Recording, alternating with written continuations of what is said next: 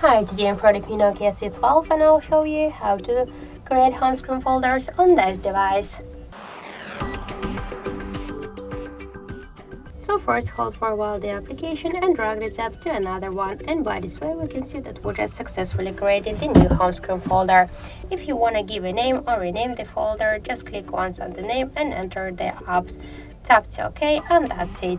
To move folder here on the screen or between the screens, we should just hold it and drag it.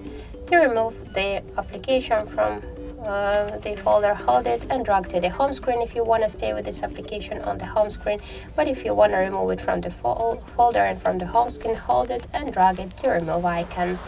Also, if you want to remove all of the applications with the folders together, you should just hold it and drag it also to remove icon. So that's it. Thank you for watching, and if you find this video helpful, leave thumbs up and subscribe our channel.